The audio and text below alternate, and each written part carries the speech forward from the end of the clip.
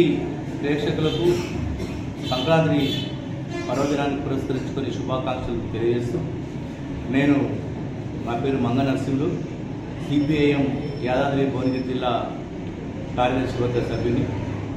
ప్రధానంగా ఎన్నో ఆశలు ఆకాంక్షలతో ఉన్నటువంటి తెలంగాణ ప్రజలకు గత బీఆర్ఎస్ ప్రభుత్వం ప్రజలకు అనుకూలంగా పరిపాలించలేదు.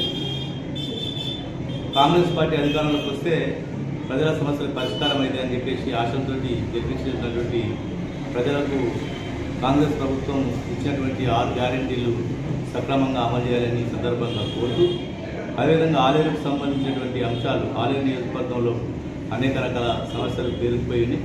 ప్రధానంగా ఆలేరు పట్టణానికి సంబంధించి ఆలేరు 2గా ఆడిఓ కావాలని అన్నటువంటి ఆశను కూడా నెరవేర్చాలని, అదేవిధంగా ఆలేరు పట్టణానికి సంబంధించి సాగునీటి రంగానికి సంబంధించి గంధమల రిజర్వాయర్ తప్పించి వేరే మార్గం లేదు కాబట్టి గంధమల రిజర్వాయర్ పనులను వెంటనే చేపట్టి సాగునీరు తాగునీరు అందించాలని ఈ సందర్భంగా కాంగ్రెస్ ప్రభుత్వాన్ని కోరుతున్నాం.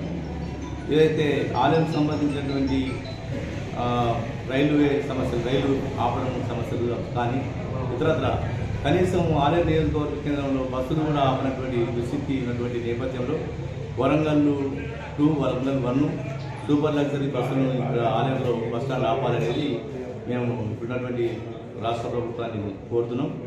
ఇదైతే ఆశలు ఆకాంక్షలు అనుగుణంగా పరిపాలించాలని చెప్పేసి ఈ సందర్భంగా కాంగ్రెస్ పార్టీ ఇక్కడ ఎమ్మెల్యే ఉన్నాడు, అదేవిధంగా రాష్ట్రంలో ముఖ్యమంత్రి ఉన్నారు కాబట్టి ప్రభుత్వం వారు కాబట్టి సమస్యలన్నీ పరిష్కారం చేయాలని చెప్పేసి ఈ సందర్భంగా కోరుతున్నాం.